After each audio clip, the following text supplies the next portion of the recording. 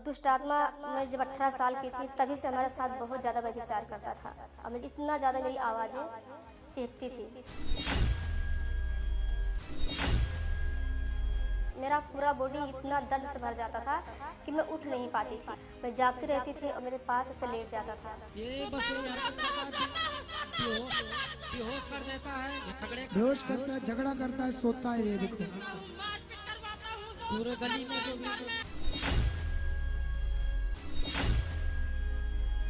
और पूरी तरह से जैसे हस्बैंड और वाइफ का रिश्ता होता है उसी तरह से मेरे जीवन में वो काम करता था।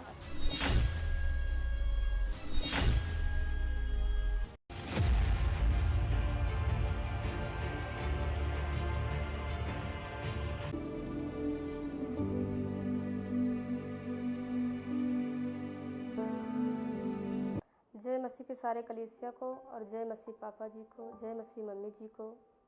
आज मैं अपने जीवन की बड़ी गवाही देने जा रही हूँ। परमेश्वर ने अपने सामर्थ्य के द्वारा मेरे जीवन में बहुत बड़े काम किए हैं। उस अनुग्रह में परमेश्वर जो हमको बुलाए हैं और आशीष दिए हैं उसकी मैं अपनी गवाही देने जा रही हूँ। और हमारे पास में हमारे हस्बैंड जी बैठे हैं। मेरा नाम बालमती है। वैसे मैं यूपी के रहने वाली हूँ, लेकिन मैं कुछ दिन से लुधियाना में रह रही हूँ। हमारी उम्र थी जब 18 साल की, तभी से हमारे जीवन में दुष्ट आत्मा जो है बहुत ज़्यादा काफ़ी काम कर रहा था। और ऊपर से नहीं आता से गुप्त रोग गुप्त अंदर से ही काम कर रहा था। तो हमने ऐसे सोचा कि शायद ये कोई सपना अपना है, ऐसे आता होगा। कुछ दिन तक हमारे साथ ऐसे चलते गया और बहुत सारी बीमारी हमारे अंदर हो गई। और दुष्ट आत्मा मैं जब 18 साल की थी तभी से हमारे साथ बहुत ज़्यादा व्यभिचार करता था। और मैं जब सो जाती थी तो मेरे गला को बहुत दबाता था, इतना ज़्यादा दबाता था कि मैं ऐसे रात को किसी भी टाइम दबा देता था, हमारे अड़ोस पड़ोस भी उठकर बैठ जाते थे। इतना ज़्यादा मेरी आवाज़ें चीखती थी दुष्ट आत्मा जब दबाता था मेरे को, और सांसें मेरी एकदम बंद हो जाती थी। ऐसे लगता था कि मेरी प्राण अभी निकल जाएगी। फिर हम रात को उठकर ऐसे बैठ जाती थी, मुझे पूरी रात नींद नहीं आता था। उसके बाद में कुछ दिन ऐसे बीतते गया। उसके बाद में हमारे घर वालों ने, मम्मी पापा ने, मेरे भाई ने कुछ दिखाए सुने, उधर बाबा के पास में गई वहाँ भी। उसके बाद में मेरा शादी हो गया। शादी के बाद में फिर उसके बाद में जब अपने घर आई, ससुराल आई मैं, तब भी दुष्ट आत्मा हमारे जीवन में बड़ा काम कर रहा था। और वो जब मैं शादी के बाद में इधर आई अपने ससुराल में, तो मेरे पति के रूप में वो मेरे साथ काम करने लग गया। एकदम सामने ऐसे बस मैं जागती रहती थी और मेरे आंखों को खुलने नहीं देता था, और मेरे पति के रूप में आकर मेरे पास ऐसे लेट जाता था।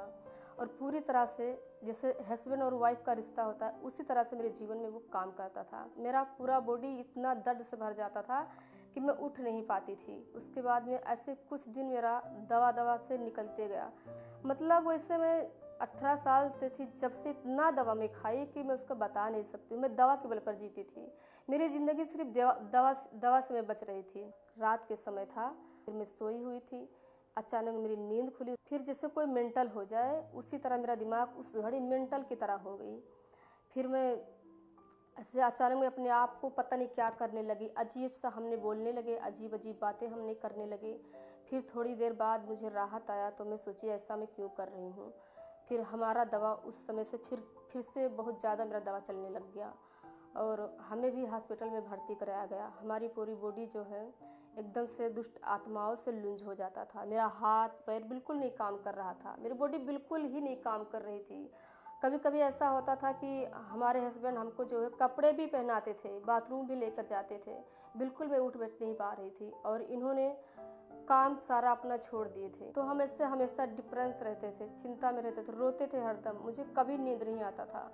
और 2 साल तो मेरे बीत गए, मैं बिल्कुल भी सोई ही नहीं थी। और मैं अपने हस्बैंड से बोल रही थी कि सब तो सो जाओगे और मैं क्या करूँगी, मुझे तो नींद नहीं आएगा। मेरे को जो है कहीं घुमाओ फिराओ। मुझे घर में बिल्कुल मेरा मन नहीं लग रहा था। मेरा मन करता था मैं घर से कहाँ चली जाऊँ, कहाँ भाग जाऊँ। इतना घबराहट, उलझन कि पूछो मत। और हमेशा मेरा गला इतना रोनता था कि मिनटों मिनटों में ऐसा लग रहा था कि अभी मेरी सांसें जो है टूट जाएगी, अभी मैं मर जाऊंगी।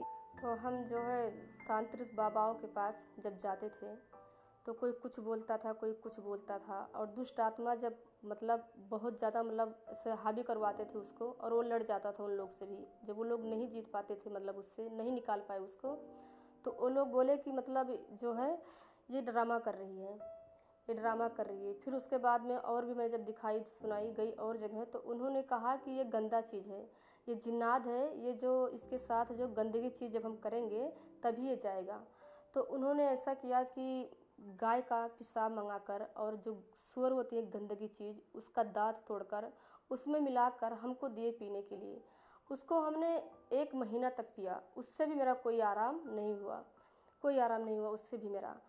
फिर हमने जो है सारे मिलाकर टोटल जब हमने हिसाब किए तो हम कम से कम 50 बाबाओं के पास गए, लेकिन हमें कहीं से भी छुटकारा नहीं मिला। और मेरी ज़िंदगी इतनी नरक हो गई थी कि पूछो मत। हमें ऐसे लग रहा था कि हम 5 फैमिली हैं, पाँचों के पाँचों अब हम नष्ट हो जाएंगे, क्योंकि मेरा कहीं से भी कोई मतलब शिफा नहीं हो रहा था।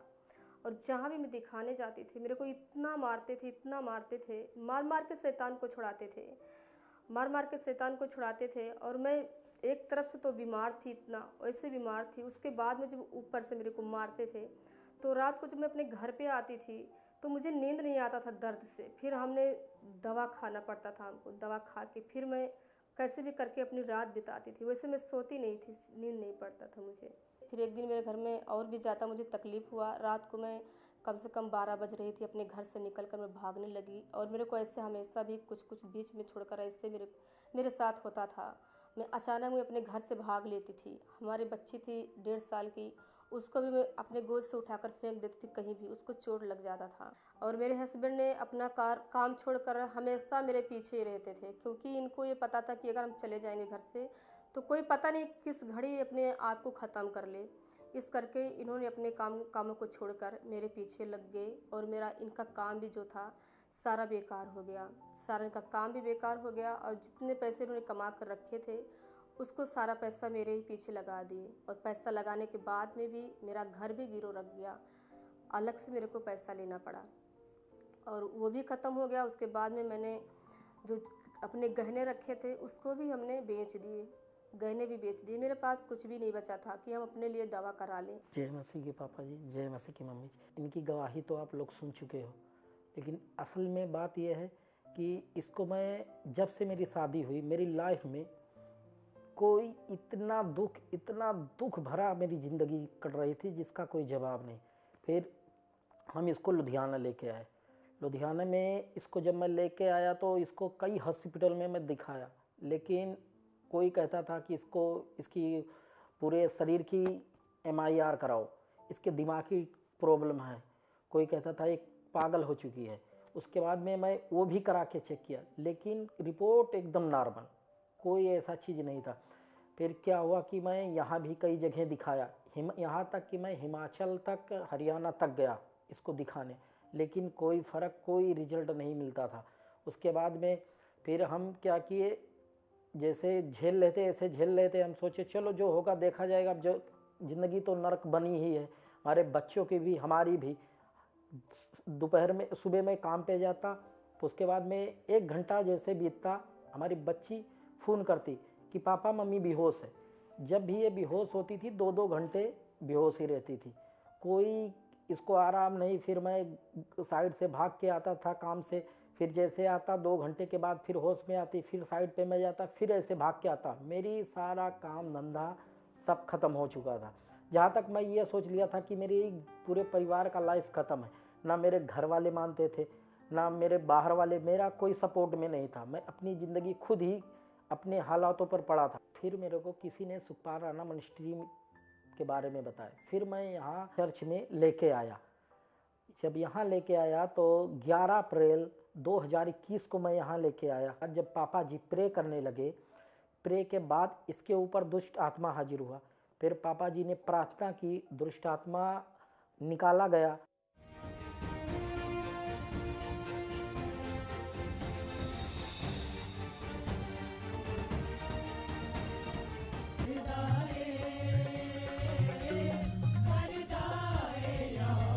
अनोखे काम करे।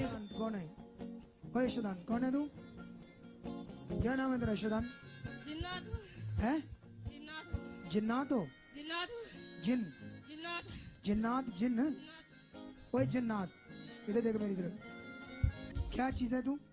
जिन्नात क्या करेगा? कुछ नहीं करूंगा। डर गया? अब क्या करूंगा?